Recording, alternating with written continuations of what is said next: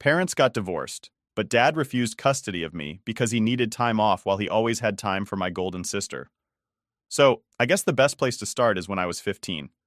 My parents were already fighting a lot, like, to the point where the silence at dinner was more awkward than the actual arguments. Then one day, dad just moved out. No real explanation, no long talk, just gone.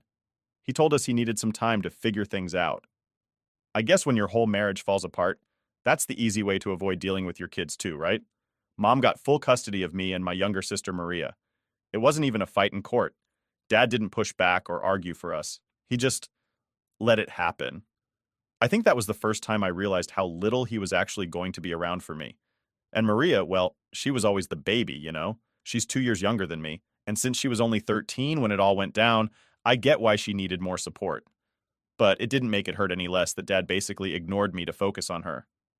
I tried to brush it off like it didn't bother me. You know how it is? You don't want to look needy. But it did bother me. A lot. He'd pick her up for lunch or take her on random weekend trips, and I'd get a quick call or text saying, "Hey, I'll catch up with you next week, all right?" Spoiler alert, he never caught up with me. Not unless Maria was involved somehow. That's what really got to me. The fact that it wasn't that he didn't have time, he just didn't have time for me. And don't get me wrong, I love my sister, but growing up, it was like I didn't exist in his world unless she was there. I tried to talk to him about it once. I remember this day clearly. He took us both out to some diner, trying to act like we were one big happy family again. I finally built up the courage to say something like, "Dad, why don't you ever spend time with me?" I thought it was a fair question, right? But he just kind of stared at me for a second, then looked at Maria and goes, "Well, she needs me right now. You're older, you understand that, don't you?" Yeah, sure, I understood it, but it still stung like hell. Then came Jane. Now, I didn't meet her right away, but when I did, man, it was clear she was going to be a problem. Dad met her at some bar, and they hit it off. I don't even know if he was really serious about her at first, or if she was just someone to hang out with. But next thing I know, she's showing up to our family dinners like she's part of the crew. And from the jump, Jane had this weird vibe where it felt like she was trying too hard. Like, you ever meet someone who just forces themselves into a situation they don't belong in? That was Jane. She'd try to make conversation with me like we were besties, and I'd just sit there, nodding and smiling. Not really giving her much because I wasn't about to act like we were cool, just because she was dating my dad. But it wasn't just that she was there. It was that Jane was obsessed with this whole "you and your dad need to reconcile" thing. I swear every time I saw her, she'd make some comment like, "Your dad just wants his daughter back. Can't you see he's trying?" And it made me so mad because it wasn't me that he wanted back. It was Maria. He was always there for her, but for me, not so much. Jane acted like she was doing me some big favor by constantly pushing me to fix things with dad, like I was the one who broke everything in the first place. That's what pissed me off the most. Like, I didn't ask for this messed up situation. I didn't tell him to leave or to ignore me for years while playing super dad to my sister, yet somehow, I was the problem for not wanting to be all buddy-buddy with him. The first time we actually clashed, it was pretty intense. We were at Maria's apartment, just having a family dinner. It was supposed to be casual, right? We were talking about this upcoming family vacation Maria was planning with Dad and Jane. I wasn't going, obviously. I hadn't been on a family trip with Dad in years, so why start now? So when Jane asked me if I was excited about the trip, I just said, "I'm not going." Simple, direct, no big deal in my mind. But Jane didn't take it that way. She got this look on her face, like I just insulted her personally, and started asking why. Like, why wasn't I going? Did I not care about my family? Did I not want to reconnect with Dad? At first, I tried to keep it calm, told her it wasn't a big deal. I just didn't feel like going. But she kept pushing and pushing. Until finally, I snapped. I was like, "You know what, Jane? Maybe I just don't feel like spending every second trying to pretend we're one big happy family, okay?" She lost it. Started yelling about how I was being unfair, how I was shutting Dad out on purpose. And then she said it. The one thing that completely set me off. She called me my mom's lapdog. I just stared at her for a second. Like, did she seriously just say that? I was done at that point. I stood up, ready to leave. And before I walked out the door, I turned to her and said, "If you think I'm going to let you talk to me like that, you're dead wrong. You don't know me, and you don't know the first thing about what's going on between me and Dad. So mind your own business." I left after that, but I wasn't done fuming. I could hear Dad trying to defend Jane as I walked out the door, and it felt like a punch to the gut. He didn't even stop to ask why I was upset. It was all about making sure Jane wasn't upset. Maria told me later that she kicked both of them out after I left. She was pissed at Jane, too, but mostly for causing a scene. I hadn't heard from Dad or Jane since that day, and honestly, I was fine with that. I didn't need them stirring up more drama in my life. The way I saw it, they could stay in their little bubble and I'd stay in mine. Let them have their twisted version of a family. I was done pretending everything was fine when it clearly wasn't. So after the whole disaster with Jane calling me a lapdog and me walking out, I pretty much avoided Dad and Jane altogether. I figured, why bother? If they wanted to live in their own little world where I was the problem, then fine, let them. Maria and I stayed close, though. We weren't exactly best friends or anything, but we were cool. That's why when she called me a few months later, I didn't expect it to lead to another massive argument. It was just a normal day. I was sitting at home doing nothing special when my phone rang. I saw Maria's name pop up, and I was actually kind of excited to hear from her. But the second I picked up, I knew something was off. She sounded weird, like she was trying to keep calm but wasn't doing a very good job of it. "Hey, what's up?" I asked, not thinking much of it. She hesitated for a second, then said, "We need to talk." Now, if you've ever had someone say, "We need to talk," you know nothing good is about to follow. My stomach dropped a little, but I tried to play it cool. "Okay. About what?" She launched into this whole thing about how Dad and Jane had been talking to her, trying to smooth things over after what happened. Apparently, they were super upset about how I reacted at dinner and wanted to apologize or whatever. But here's the kicker. Maria was siding with them. She actually tried to tell me that I should have handled it better. Like what? I felt my blood start to boil as she kept going. Maria was saying how Jane wasn't really a bad person, and that she's just protective of Dad, and how I should give her a chance. At first, I was just letting her talk, trying not to blow up, but the more she went on, the harder it got to keep my cool. "Hold on," I finally interrupted her. "You're seriously telling me that I'm the one who should have handled it better? After she called me a lapdog in front of everyone?" Maria tried to backtrack, saying she wasn't blaming me, but that both sides were at fault. I wasn't having it. I told her straight up, "Jane doesn't get a free pass just because she's with Dad. She's been pushing her nose into stuff that doesn't involve her from day one, and I'm sick of it." That's when Maria dropped the bomb on me. "I want Jane to be my maid of honor." I thought I misheard her for a second. I actually paused, waiting for her to laugh or say she was joking. But no, she was dead serious. "You're kidding, right?" I asked, trying to wrap my head around it. "You're asking Jane to be your maid of honor? The woman who's been nothing but a problem?" Maria started going on about how Jane had been really supportive of her wedding planning and how she felt like they had become close over the past year. I couldn't believe what I was hearing. I knew Jane had weaseled her way into our lives, but I didn't realize she had gotten this close to Maria. I couldn't help but feel like I was being replaced. Here I was, her older sister, the one who had been with her through thick and thin, and now she's choosing Jane, the woman who had barely been around for 2 years, to stand beside her on her big day. It was a slap in the face. "Maria, come on," I said, trying to stay calm. "You've known Jane for what, 2 years, and you're putting her above me? Your own sister?"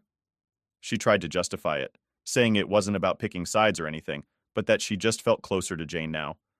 I could feel my patience slipping away.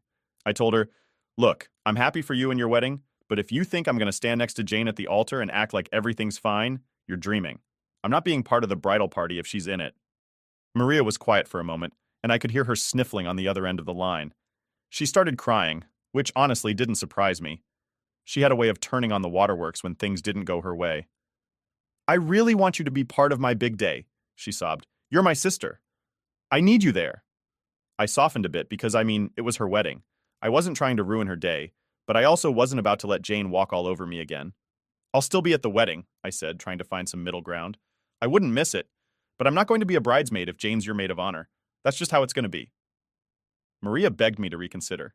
She kept saying how much it would mean to her if I'd just let it go, but I stood my ground. "I love you, Maria, but I'm not putting myself in that position again. Jane and I don't get along, and I'm not going to pretend like we do just for the sake of appearances." Eventually, she said she understood, but I could tell she was still upset. She kept sniffling and sighing, like I had just shattered her entire wedding dream or something. It wasn't an easy conversation, but I felt like I had to be honest. I wasn't going to sacrifice my own boundaries just to make everyone else happy. After we hung up, I sat there for a while thinking about how everything had gotten so messed up. I never expected things to turn out this way. When Dad first left, I thought maybe, just maybe, we'd be able to fix things down the road. But then Jane showed up, and everything spiraled. It's like she wormed her way into Maria's life, and now I was the one being left out. A few days later, I got a text from Maria saying she had thought about everything and decided to go ahead with Jane as her maid of honor. She thanked me for being understanding and said she was looking forward to having me at the wedding, even if I wasn't a bridesmaid. I didn't respond right away because, honestly, I didn't know what to say. Part of me felt like I was losing my sister to Jane, and it hurt way more than I expected. But in the end, I stuck to my guns. I wasn't about to let Jane or Dad guilt me into doing something I wasn't comfortable with. If they wanted to play happy family without me, then fine. I'd be there for Maria on her wedding day, but that's it. I wasn't going to fake a smile or pretend everything was perfect. Not for them, and not for anyone. Update 1. So after that mess with Maria and her whole Jane is my maid of honor thing, I figured things would cool down for a bit. I wasn't about to chase anyone down to keep the peace. Honestly, I was just focused on not letting the whole situation take over my life. But then, just when I thought I had some space to breathe, Dad decided to get involved again. It started with a message from him. I saw his name pop up on my phone, and I knew right away it wasn't going to be a fun conversation. We hadn't spoken since the fight at Maria's, and I figured he'd taken Jane's side, as usual. But this time, it wasn't just about that. No, this time Dad was on some mission to guilt trip me. The message went something like this. Hey, we need to talk. This situation with Maria's wedding is getting out of hand. You're hurting her by not being involved. You need to apologize to Jane and we can all move forward. I stared at my phone for a good minute, just trying to process the nerve of this guy. Apologize to Jane? For what exactly? For standing up for myself when she called me a lapdog? For not bending over backwards to make her feel comfortable after she completely disrespected me? Yeah, no thanks. So I shot back a simple reply. I'm not apologizing to Jane. I'll be at the wedding, but that's it. Let it go, Dad. Of course, that didn't fly with him. He sent me a long rant about how I was being difficult and that this whole situation was childish. He even had the nerve to say I was ruining Maria's big day.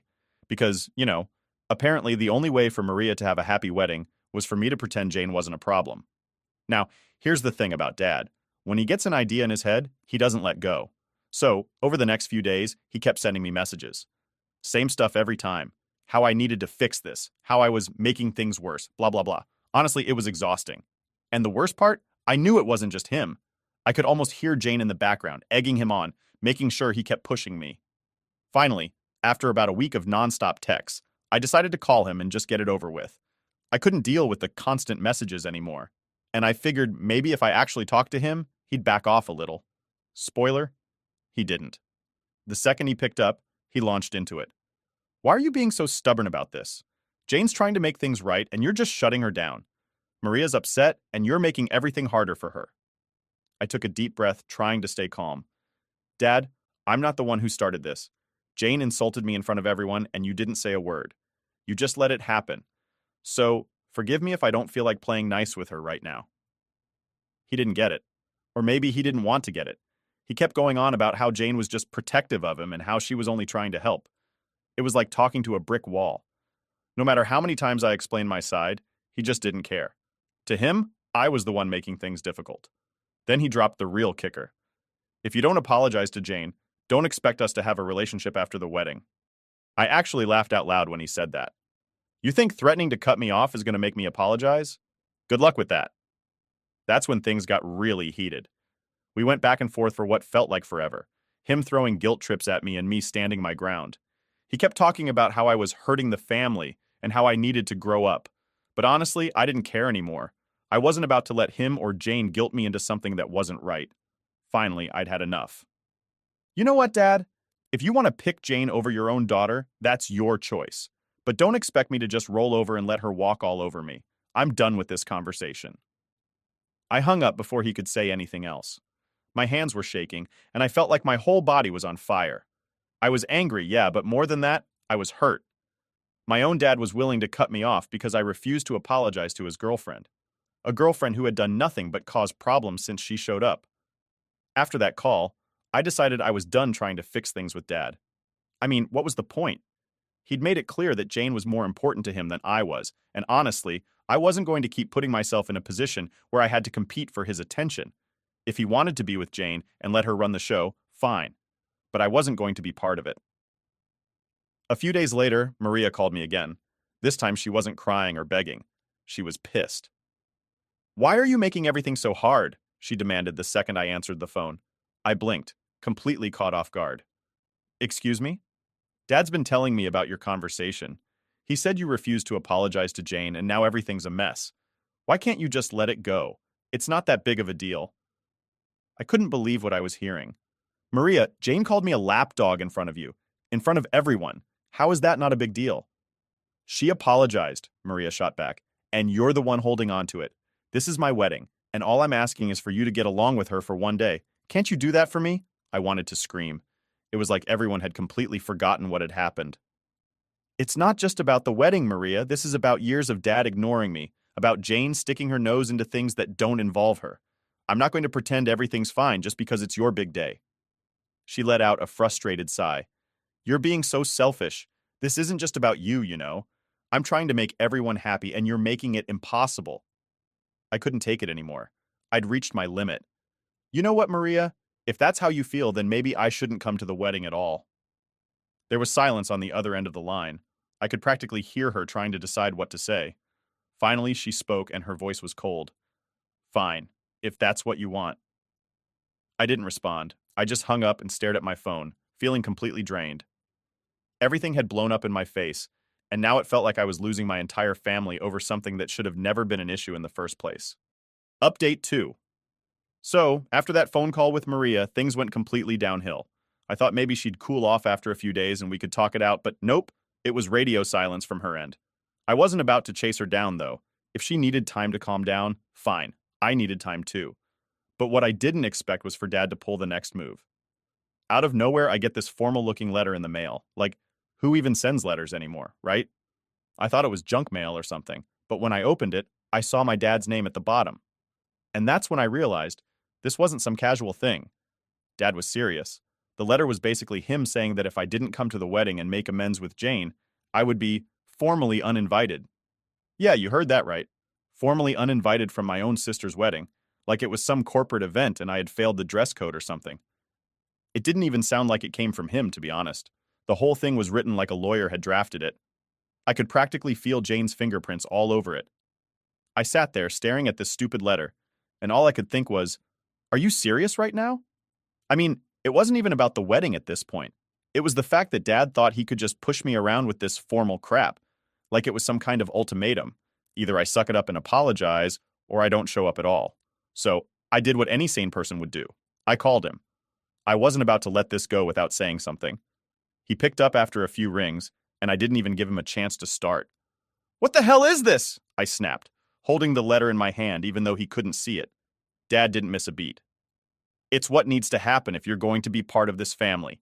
You can't keep holding on to this grudge, and if you're going to refuse to apologize, then it's best you don't come.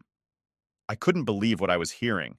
You're seriously telling me I can't come to my own sister's wedding unless I apologize to your girlfriend? Do you even hear yourself? She's not just my girlfriend, he said, sounding way too calm for how angry I was. She's part of this family now, and if you can't accept that, then you're the one causing the problem, not her. I was so mad I could barely think straight. This isn't about accepting her, Dad. This is about how she treated me. You're acting like it's nothing, but she called me a lapdog, and you just sat there and let it happen. You're overreacting, he said, like it was no big deal. Jane's been nothing but supportive of Maria, and you're the only one who seems to have an issue with her. I couldn't help it. I laughed, but not in a funny way. It was one of those bitter, disbelieving laughs. Of course I'm the problem, right? It's always me. Never mind the fact that she disrespected me in front of everyone. Never mind that you didn't stand up for me even once. Nope, it's all on me. You're blowing this way out of proportion, he insisted, his voice starting to get that frustrated edge to it. This isn't just about you. It's about the family. Maria's wedding is supposed to be a happy day, and you're the one making it difficult. That was it. I was done. You know what, Dad? If you want to throw your weight behind Jane and act like I'm the bad guy, fine. But don't expect me to just roll over and apologize for something that wasn't my fault. And don't you dare try to guilt me into thinking I'm ruining Maria's day. That's on you, not me. Before he could say anything else, I hung up. My hands were shaking again, just like they had been after the last call. I couldn't believe how far this had gone. I mean, how did we get here? How did we go from Dad walking out of my life to him choosing Jane over me, all over some stupid wedding drama? For the next few days, I tried to keep busy, but it was impossible not to think about everything.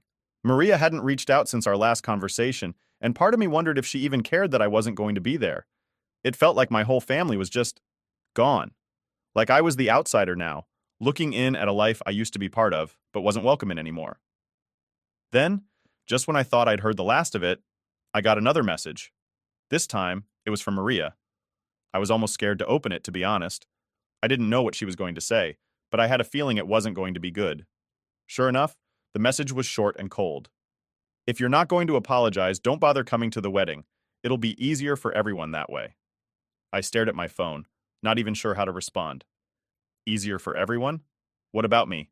Was I just supposed to disappear from their lives because I didn't want to play nice with Jane? It was like they had all decided that I was the problem, and the only way to fix it was to cut me out completely.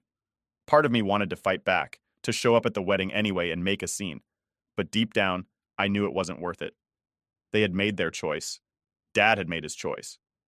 And as much as it hurt, I wasn't going to beg to be part of a family that didn't want me. So, I didn't respond. I didn't text Maria back. I didn't call Dad. I just let it go. Or at least I tried to. But it's not like you can just switch off years of hurt and betrayal. It sticks with you, even when you don't want it to. As the days went by, I kept thinking about all the things I could have said, all the things I should have said. But in the end, what difference would it have made? They had already made up their minds, and I was just a loose end they didn't want to deal with anymore. It's funny, you grow up thinking your family's supposed to have your back no matter what. But then something like this happens, and you realize that blood doesn't mean what you thought it did. I was done trying to fix something that was broken beyond repair. If Dad and Maria wanted Jane in their lives, they could have her. But they weren't going to have me. Not anymore. Update 3. So, the wedding day came and went, and yeah, I didn't go. I wasn't expecting any warm invites or last-minute apologies, and I definitely wasn't expecting any, "Are you sure you're not coming?" texts from Dad or Maria. The silence was pretty much the confirmation that they were fine with me being absent. It stung, though. I won't lie. I always pictured myself standing next to Maria on her big day, being a part of something important in her life. But now, I was sitting at home, scrolling through my phone, trying to distract myself from the fact that my own family was off pretending like I didn't exist. I kept telling myself it was for the best, that showing up would have only made things worse, and honestly, it probably would have. There's no way I could have stood there watching Jane play happy family without saying something, and I wasn't about to start drama at Maria's wedding. Still, it felt wrong. Like I was missing out on something I should have been a part of, but wasn't allowed to be. Then, a few days after the wedding, I got hit with the fallout. I thought the worst was over, but nope. Apparently, it was just beginning. It started with a flood of social media posts. I'm not the type to go digging through other people's profiles, but of course, my feed was full of pictures from the wedding. Everyone looked so happy, smiling like nothing was wrong. There was Maria in her wedding dress, looking gorgeous, standing next to Jane and Dad, like they were one big perfect family. And there was Jane, right in the middle of it all, smiling like she had just won some prize. No sign of me anywhere, obviously, and the captions, oh man, the captions were the worst. Such a beautiful day with the whole family. So happy to be surrounded by loved ones. Every single post felt like a punch to the gut. It was like they were rubbing it in my face, like they were making a point to show just how fine everything was without me there. I tried to ignore it, but it was everywhere. People I didn't even know were tagging me in posts, asking why I wasn't in any of the pictures. I had to mute my notifications just to get through the day. But the worst part? The messages.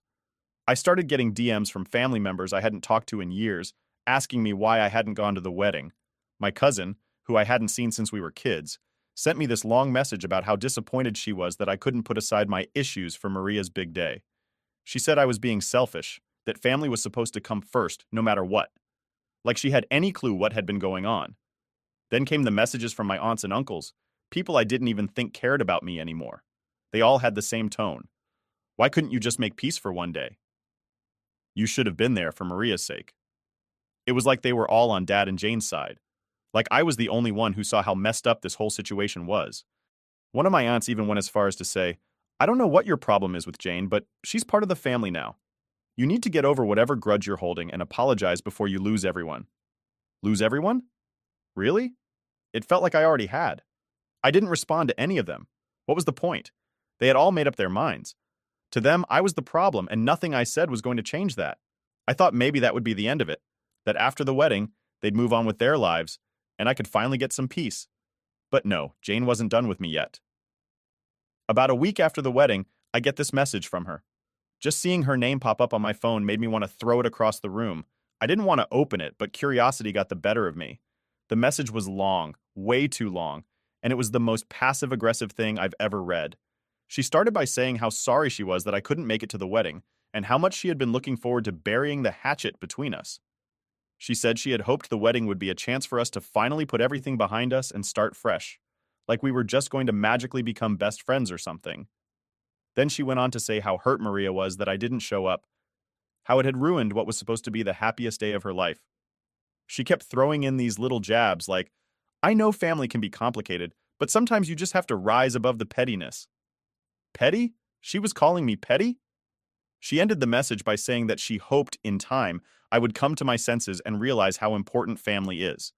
And if I was ready to apologize, she'd be willing to forgive and forget everything that had happened. The audacity of this woman was unreal. I didn't even bother responding. There was nothing to say. She was never going to see things from my side. And honestly, I was done trying to make anyone understand. If Dad and Maria wanted Jane to be their new family, then fine. They could have her. But I wasn't about to apologize for standing up for myself. In the weeks that followed, I cut off contact with pretty much everyone. I stopped answering texts, stopped checking social media. It was easier that way. I wasn't going to keep putting myself in the line of fire just to be torn down again and again. It's weird, though. You spend your whole life thinking family is supposed to be the people who have your back no matter what. But sometimes, they're the ones who hurt you the most. And in the end, I realized that just because someone's blood doesn't mean they're worth holding on to. So yeah, I didn't go to the wedding. And maybe that makes me the bad guy in their eyes. But at least I know I did what was right for me. And if they can't accept that, well, that's their problem, not mine.